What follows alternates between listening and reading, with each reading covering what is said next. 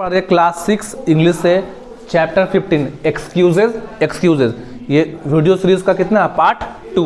Part 1 में पढ़ लिए हैं कि एक लड़का बॉय है जिसका नाम क्या है ब्लैंकिन शॉप और उसके टीचर हैं। और ब्लैंकिन शॉप को रोज स्कूल क्या आता था लेट से, और रोज स्कूल लेट आने पे उसके पास अलग अलग क्या था बहाना था।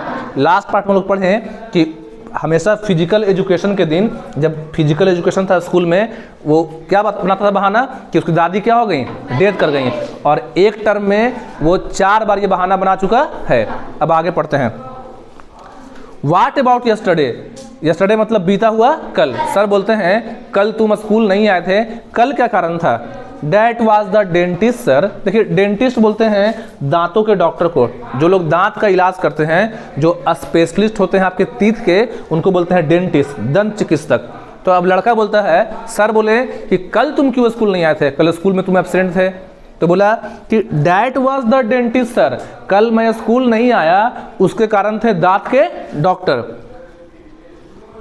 The dentist died. सर बोलते हैं क्या डेंटिस्ट भी मर गया, क्योंकि लड़का जो है 4 बार अपनी दादी को डेथ दिखा चुका है। तो अब सर बोलते हैं कल तुम स्कूल नहीं आए, तो बोला डेंटिस्ट। तो सर बोलते हैं हैरानी से क्या डेंटिस्ट भी मर गया। No sir 1 teeth sir. बोला नहीं सर डेंटिस्ट नहीं मरे हैं, मेरा एक दांत जो है उसमें क्या था प्रॉब्लम था। जो डॉक्टर हैं डेंटिस्ट हैं, मैं गया था उनके पास क्या दिखाने के लिए, दांत को। You miss the math test blanking shop. अब सर बोलते हैं कि कल तुम जो है, मिस मतलब होता है कोई चीज़ को छूट जाना, कि you miss the math test blanking shop, कि कल तुम स्कूल नहीं आए ब्लैंकिन शॉप, तो तुम्हारा जो मैथ का जो गणित, मैथ मतलब गणित, तो तुम्हारा जो गणित का परीक्षा है वो तुम्हारा छूट गया ब्लैंकिन शॉप। सर बोलते हैं कि कल तुम नहीं आए ब्लैंकिन शॉप, तुमने अपने मैथ के टेस्ट को क्या कर दिया, मिस कर दिया। I had been looking forward to it sir. देखिए लुकिंग फॉरवर्ड का मतलब होता है किसी चीज का खुशी के साथ प्रतीक्षा करना या बेसब्री से इंतजार करना। वर्ड समझिएगा, देखिए लुकिंग फॉरवर्ड, ठीक है, ये स्पेलिंग है। तो लुकिंग फॉरवर्ड का मतलब हुआ बेसब्री से इंतजार करना, बेसब्री से इंतजार करना, बेसब्री से इंतजार क्या करना, इंतजार करना या खुशी से प्रतीक्षा करना। तो अब लड़का क्या बोलता है, सर बोले कि कल तुम एब्सेंट थे ब्लैंकिन शॉप और तुमने मैथ का टेस्ट मिस कर दिया। तो लड़का बोला कि I had been looking forward to it sir. Looking forward मतलब कि सर मैं तो मैथ के एग्जाम का, गणित के एग्जाम का बेसब्री से प्रतीक्षा कर रहा था सर, मतलब मुझे तो बहुत इंतजार था किसका, मैथ टेस्ट का, राइट। और मैं क्या करूं सर, मैं तो बहुत मन था हमको मैथ का एग्जाम देने का, बहुत अंदर से ये था कि मैथ्स के एग्जाम में आए, लेकिन मेरे एक दांत में क्या हो गया था प्रॉब्लम, इसलिए मैं कल आ सका नहीं। सर बोलते हैं ठीक है कोई बात नहीं, right line up for P. Sir बोले राइट मतलब चलो, यहाँ पर राइट मतलब सही नहीं हुआ, यहाँ पर राइट मतलब हुआ चलो ठीक है कोई बात नहीं, कल नहीं आए थे। Line up for P, line मतलब होता है कतार में खड़ा होना। सर बोलते हैं बच्चे को, ब्लैंकिन शॉप को, चलो कोई बात नहीं मैथ का एग्जाम छूट गया, आओ लाइन में लग जाओ। क्या के लिए, पी, पी मतलब फिजिकल एजुकेशन के लिए, मतलब आज भी क्या होगा शारीरिक शिक्षा। तो सर बोलते हैं कि आओ ब्लैंकिन शॉप, तुम कतार में, तुम लाइन में क्या करो, लग जाओ। कांट सर, कांट का मतलब होता है नहीं सर मैं नहीं लग सकता लाइन में। बच्चा बोल रहा है कि नहीं सर मैं लाइन में लग सकता, no such word as can't blanking shop. Sir बोलते हैं कि मैं तुम्हारे मुंह से नहीं शब्द नहीं सुनना चाहता हूं। सर बोले थे लाइन में लगने के लिए, बच्चा बोला कि नहीं सर मैं लाइन में नहीं लग पाऊंगा। तो अब सर, बच्चा बोला कि नहीं लगेंगे। सर गुस्साते हुए बोलते हैं कि हमको ना नहीं सुनना है, बस चुप से क्या करो लाइन में लग जाओ। No kit sir. बच्चा बोल रहा है मेरे पास कोई किट, देखिए किट का था कि जैसे आपके स्कूल में बीआरसी से जो गवर्नमेंट है पढ़ने के लिए किट भेज रहे हैं, आपको किट मिला है जिसमें नोटबुक है, कॉपी वगैरह है, इरेजर है, पेंसिल है, सब लोग बोलिए आप लोग को किट मिला है। तो देखिए किट का मतलब क्या होता है, किट एक बैग होता है, जैसे पढ़ने के किट में पढ़ने का सामान रहेगा, instrument box, colour, pencil, copy. तो खेलने का भी किट होता है, तो उस खेलने के किट में क्या होता है, टी शर्ट रहेगा, ट्राउजर रहेगा, कपड़ा रहेगा, मोजा रहेगा, जूता रहेगा। अरे बात समझ में। तो ब्लैंकिन शॉप बोला कि सर हम लाइन में नहीं लग पाएंगे सर। तो सर बोले कि नहीं हमको ना नहीं सुनना है। तो बोला मेरे पास किट नहीं है। देखिए किट समझ में आ रहा है, किट में एक बैग या थैला होता है जिसमें स्पोर्ट्स के सारे सामान होते हैं। जैसे आप जो स्पोर्ट्स खेल रहे हैं उसका गेम्स का सामान होगा, जूता होगा, मोजा होगा, ग्लव्स होगा। जैसे क्रिकेट खेलेंगे तो हेलमेट वगैरह रहेगा। आ रहा बात समझ में? Where is it? सर बोलते हैं वेयर इज इट? तुम्हारा किट कहाँ है? तब तुम बोल रहे हो कि किट नहीं है, तुम्हारा किट कहाँ है? Home sir. होम मतलब घर। बोला कि सर मेरा किट घर पे है sir. Home, what is doing at home? तो तुम स्कूल में हो, तुम विद्यालय में आए पढ़ने के लिए, तो तुम्हारा किट घर पे क्या कर रहा है?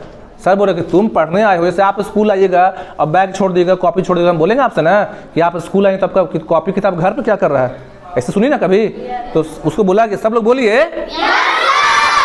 तो वहां पे सर बोले कि तुम स्कूल में आए हो जी, आज फिजिकल एजुकेशन है और तुम्हारा किट ही नहीं है, तो तुम स्कूल में हो तो तुम्हारा किट घर पे क्या कर रहा है? Can't sir. बोला कि नहीं सर, शिक्षक बच्चा बोलता है कि सर मैं किट नहीं ला सकता हूं सर।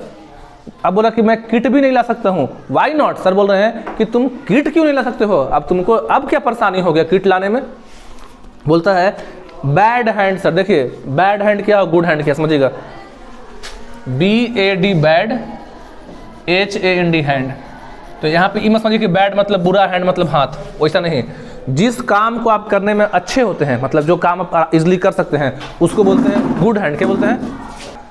जैसे देखिए किसी काम को आप करने में अच्छे हैं, मतलब आपको मन लगता है काम करने में, उसको बोलते हैं गुड हैंड। क्या बोलते हैं? और जिस काम को करने में आपका मन नहीं लगता बोलते हैं बैड हैंड। मतलब ये मत समझिए कि बैड हैंड मतलब बुरा हाथ। बैड हैंड मतलब कि आपको वो काम करने में मन लगता। Bad hand sir who usually does it? अब बोलता कि नहीं सर, देखिए सर मुझसे किट नहीं संभलता। बोला कि सर मुझसे किट नहीं संभलता है, यानी जो किट में जो सामान होता है वो प्रॉपर ढंग से मैं नहीं ला सकता हूँ। किट में जो सामग्री है, ड्रेस है, मान लो कि उसमें ड्रेस होगा, तो सर मुझे आयरन करना नहीं आता सर, मैं कैसे किट लेके आऊँ? किट में पहनने का कपड़ा भी होता है या कपड़ा गंदा भी होता है, तो आप लोग का जो कपड़ा है उसको धोता कौन है घर पे? मम्मी, पापा, दादी या कोई भी इस तरह से लोग। तो बोला कि सर किट का जो सामान है, कपड़ा है, गंदा है, मैं गंदा कपड़ा नहीं पहन सकता हूं सर। तब सर बोलते हैं हु यूजुअली डज? यूजुअली मतलब होता है अक्सर, कि तुम्हारा जो किट का कपड़ा है, तुम्हारा जो सामान है, उसका आयरन, उसका धोते हैं जो कपड़ा, उसको साफ करते हैं, कौन करता है? तो बच्चा फिर बोला ग्रैंड माँ सर। कौन करती है? दादी। और लास्ट में देखो फिर बच्चा किस पे ले आया? दादी पे। सर बोले कि ठीक है तुम अपना कपड़ा खुद से नहीं धोते हो, उसको आयरन नहीं करते हो, तो तुम्हारा जो किट का जो कपड़ा है उसमें जो सामान है उसको अच्छे से कौन धोता है, कौन आयरन करता है? तो बच्चा फिर किस पे ले आया? दादी पे। Why couldn't see do it? फिर सर बोल रहे हैं, बोला कि दादी करती हैं, तो सर बोलते हैं why couldn't see do it? ठीक है तुम्हारी दादी करती हैं, तो फिर तुम्हारी दादी क्यों नहीं की? तुम बोल रहे हो कि हम किट लेके नहीं आए हैं और तुम्हारी दादी ही किट को देख के करती हैं, तो सर बोलते हैं सर कि तुम्हारी दादी करती हैं, तो फिर तुम्हारी दादी ने क्यों नहीं किया? लड़का बोलता है डेड सर, दादी मर गई सर। फिर शुरू वाला बात को ले आया कि दादी है ही नहीं सर, दादी तो क्या हो गई हैं? मर गई हैं। तो ये पोम जो था यहाँ पे जो है खत्म होगा। मतलब ये बच्चा जो है ब्लैंकिनशॉप स्कूल रोज क्या आता है? लेट से, और अलग अलग क्या बनाता है? बहाना। टीचर जो है देखिए इससे 3 सवाल करते हैं टीचर। एक करते हैं पहले लेट आने का। पहला सवाल क्या था? लेट आने का, कि तुम लेट क्यों आए? ठीक है, तो लेट आने का मतलब बच्चा बहाना बना दिया कि हम लेट क्यों आए थे, क्योंकि दादी क्या हो गई थी। फिर टीचर सवाल किए कि तुम मैथ का टेस्ट क्यों नहीं अटेंड किए। देखिए इस पोम में मेन 3 चीज़ है। पहला है कि टीचर जो है क्वेश्चन करते हैं कि तुम लेट से क्यों आए थे, तो बच्चा किस पे लाद दिया? दादी पे। फिर बोले कि तुम यस्टरडे, कल जो है तुमने मैथ का टेस्ट मिस किया, तो बच्चा किसको बोल दिया? डेंटिस्ट, कि मेरे दांत में क्या था? दर्द था, दांत में कुछ प्रॉब्लम था, तो डेंटिस्ट के पास गए थे। तीसरे बार जो है सर सवाल करते हैं कि तुम जो है फिजिकल एजुकेशन के लिए क्या हो, लाइन में लग जाओ, तो बच्चा बोला कि हम क्या नहीं लाए हैं? किट नहीं लाए हैं। और किट क्यों नहीं लाए हैं? क्योंकि किट का देख रेख, किट का साफ सफाई कौन करता है? और दादी इस दुनिया में है नहीं। तो आप लोग को पोम कैसा लगा? अभी जो पोम पढ़ाए हैं एक्सक्यूजेज बाय गैरेथ ओवेन, कितना लोग को समझ में आ गया? हाथ उठाइए। आगे समझ में? लड़के का नाम क्या था? ब्लैंकिनशॉप। क्या नाम था? हाथ नीचे कर लीजिए। कितना लोग को पढ़ने में अच्छा लगा? और आज हम लोग क्लास 6 का पूरा इंग्लिश बुक से क्या किए? चैप्टर को कंप्लीट कर लिए। 6 क्लास की बुक में एक भी ऐसा चैप्टर नहीं है जो ना पढ़ाए हो, पूरा पढ़ा दिए हैं। ठीक है, थैंक यू।